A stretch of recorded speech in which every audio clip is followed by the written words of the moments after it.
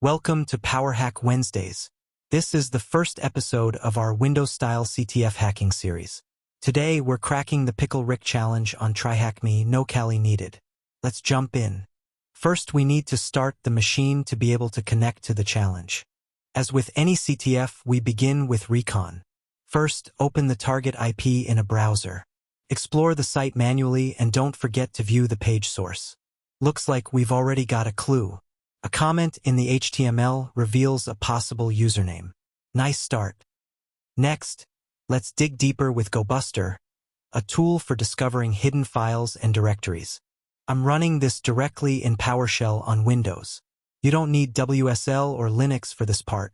As long as Gobuster.exe is installed and in your system path, you're good to go. Let's break this command down. U is the URL of the target machine. W points to the word list we're using here, common.txt, which includes common directory and file names. X adds file extensions to test like .php, .txt, and .html. T50 increases the speed by running 50 threads at the same time.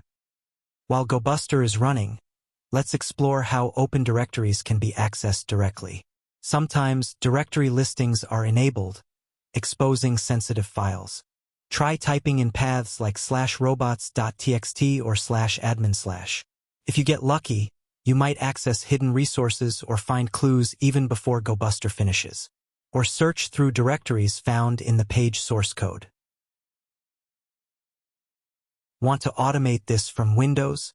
Here's a PowerShell script I use to test common endpoints. It takes a list of common paths and checks if each one exists by sending HTTP requests. Any valid pages are shown in green. It's a quick recon tool that saves a ton of time. Now that Gobuster and TestEarls has revealed some promising files, let's validate a couple of them manually. Just because a file is listed doesn't mean it's interesting, but sometimes it really is. Robots.txt is often used to hide paths from search engines, but attackers love to read it.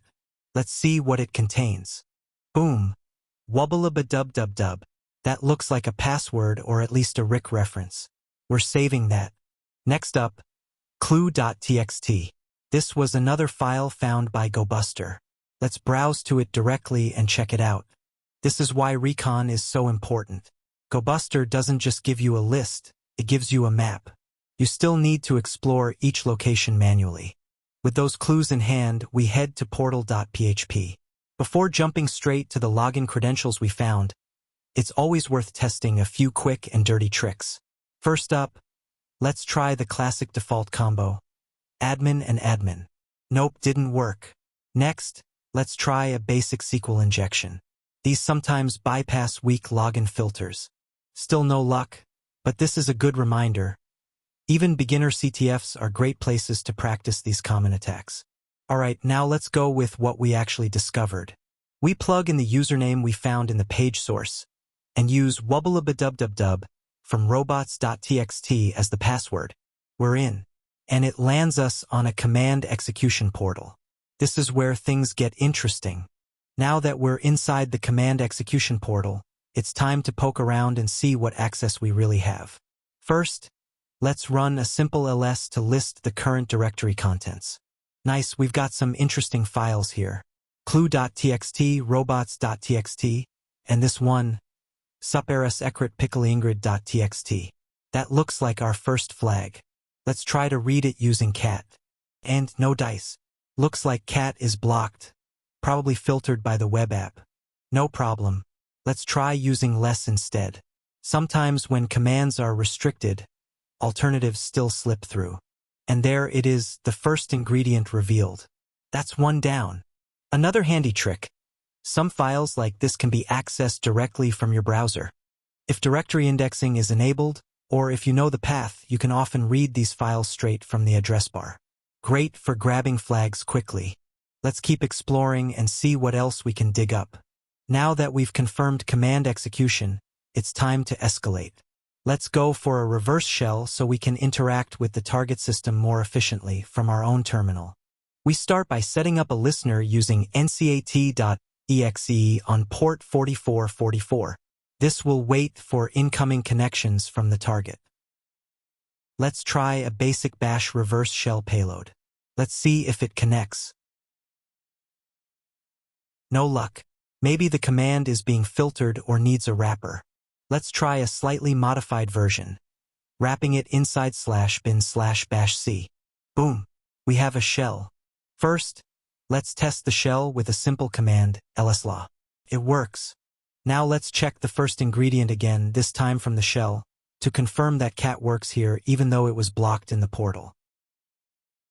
Let's clean things up and upgrade our session. First, I run this command to fix keyboard input and echo handling. stty raw echo disables line buffering and echo, making the shell act more like a proper terminal. Then I bring the shell to the foreground with fg, just in case we had background it with Ctrl+Z earlier. Next, I export a terminal type so programs like clear, nano, or top will work correctly. This little trick transforms a messy reverse shell into something usable. Now we can run clear. Alright, let's move back to the root of the file system and get our bearings. From here, one place stands out, /home.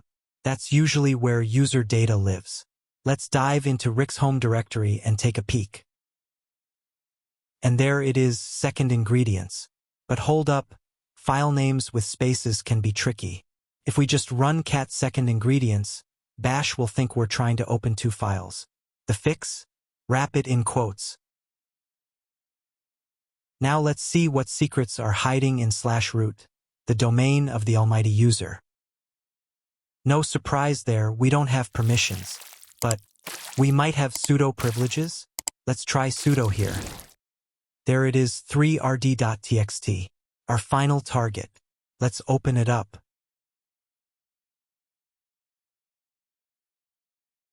That's all 3 ingredients collected. Challenge complete. Time to exit the shell and wrap it up. Thanks for joining me for episode 1 of PowerHack Wednesdays. If you enjoyed this Windows-style walkthrough, subscribe and hit the bell. I drop a new challenge every Wednesday.